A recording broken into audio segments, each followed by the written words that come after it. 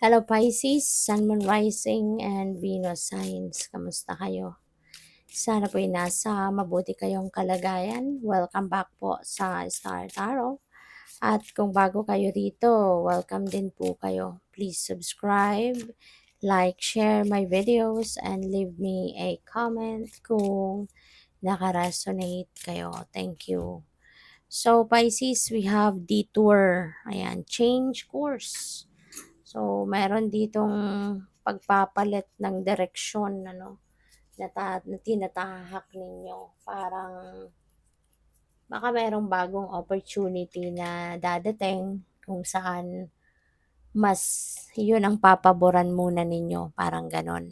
No? Well, siguro, mas magiging beneficial ito para sa'yo. Kaya pipiliin mo din na baguhin ang direksyon, diba, na tinatahak mo rito. So we have information, pay attention to details, mahalaga yan, lalo-lalo na kung may mga importanteng transactions na gagawin kayo. Pay attention to details para nang sa ganon makasigurado ka na nasa tama, no, ang gagawin mo at nasa tama ang desisyon na mabubuo mo, yung ganon. Okay? So what else? We have warrior spirit, stand your ground. Okay? Stand your ground, stand for what you believe in, kung ano sa tingin mo yung para sa'yo, kunin mo, anong karapatan mo, kunin mo, what you deserve, claim it, yung ganon. And don't allow other people to step on your toes. Okay? Yun ang mahalaga. Know your worth. Okay? At kasi yung iba 'di ba, may mga tao sa paligid na manipulative, 'di ba? So iwasan ninyo na pagbigyan, 'di ba, ang mga taong gano'n. Sayang lang ang oras ninyo diyan. So we have test, look for a divine test. Ayan. Alam mo minsan, kunyari, nakikita ko rito yung energy ng ng Nine of Wands na minsan may mga nangyayaring obstacles, may mga nangyayaring challenging situations because it's just a test of faith, 'di ba? Lalo-lalo na kung nandoon ka na sa puntong parang gusto mo nang mag-give up. Yung parang gusto mo nang sumuko, gusto mo nang umayaw, 'di ba? Minsan test of faith lang 'yun eh. 'Di ba? Tinitignan lang kayo ng universe kung gaano kayo katatag, gaano katibay yung inyong pananampalataya, ang inyong paniniwala sa divine and sa mga kakayanan mo, sa sarili mo. 'Di ba? Kaya sana, 'di ba? Um, isipin ninyo na walang walang sitwasyon na dapat nating sukuan. 'Di ba? Kasi lahat may dahilan eh. Lahat ng nangyayari sa buhay natin ay may rason 'yan at may dahilan. Mas magandang hanapin natin kung ano yung silver lining ng sitwasyon. Hanapin natin yung positive aspect ng every situation. Kasi kahit difficult ang sitwasyon, meron at merong positibong aspeto yan na taglay. Kaya yun ang hanapin natin. Kasi minsan, test lang yan sa atin, ang universe. Okay? So what else? We have healthy choices. Choose wisely.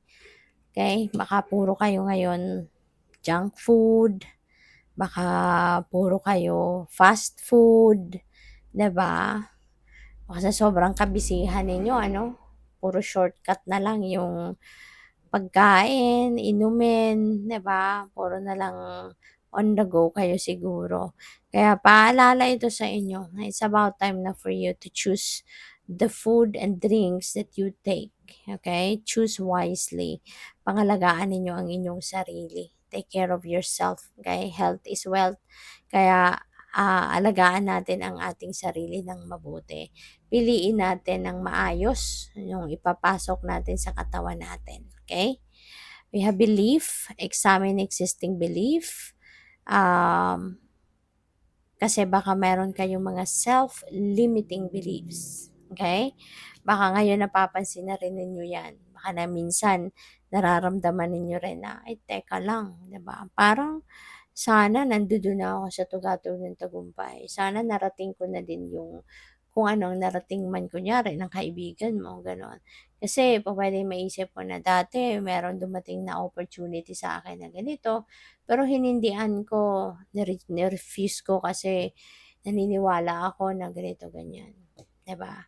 So, pero 'pag ngayon maaaring naiisip mo na yung mga nangyayari sa buhay mo, parang napapaisip ka na, "Teka lang, parang kung ano yung mga pinaniniwalaan ko, parang ito yung mas nagiging obstacle ko para mag-thrive ako or para umasenso na ako. Parang sila yung pumipigil sa akin, 'di ba, para mag-thrive ako." So, yun kaya maaaring ngayon re-reviewhin mo 'yan, kung anong mga pinaniniwalaan ninyo, 'di ba? So, what else? We have love, true feelings. So, baka ngayon ang iba sa inyo magfo-focus din sa love life, 'no? Pupuwedeng yung kasama ninyo ngayon sa buhay baka mare-realize mo ngayon, maa-appreciate mo siya masyado ngayon at, mare-realize mo na siya na pala talaga ang parang siya na yung inyong true love, 'di ba? Maaaring siya na yung eternal love mo, 'no? Maaaring ma-realize mo 'yan sa ngayon, baka baka nagpapakita talaga siya sa ngayon ng kanyang tunay na nararamdaman, pagmamahal sa'yo, pag-aalaga sa'yo, kaya mas maa-appreciate mo siya sa ngayon. So we have creativity, use your imagination kasi maaaring may oportunidad ngayon na kumakatok sa'yo na mabibigyan ka ng pagkakataon na ma-express mo yung mga talents mo, yung creativity mo, mailalabas mo, yung passion mo, ganyan. No? So, good luck. So, we have epiphany. Cycles repeat until the lesson is learned. That's very true. So, parang may pinagdadaanan kayong karmic cycle, no? Na maaaring napapansin ninyo or mapapansin ninyo na, teka lang, pabalik-balik na lang to. Parang nangyari na to sa akin kailan lang, tapos ngayon, ito the same na naman. 'Di ba? And that could be a karmic cycle na hanggat hindi ninyo na find out or hindi ninyo natututunan kung ano yung lesson na dapat ninyong matutunan from that specific situation, ulit ng ulit yan. Balik ng balik yan sa buhay mo. Hanggat matutunan mo siya. Hanggat ma-figure out mo na, oh my God, okay, so kailangan ko na 'tong baguhin, kailangan ko ng ayusin ang sarili ko, ganyan. Hangga't hindi mo nafa-find out yung lesson na hatid ng specific situation na 'yan, mapapansin mong pabalik-balik 'yan. Pero once na na nalaman mo na-figure out mo na kung ano yung lesson na dapat mong matutunan from that, that's it.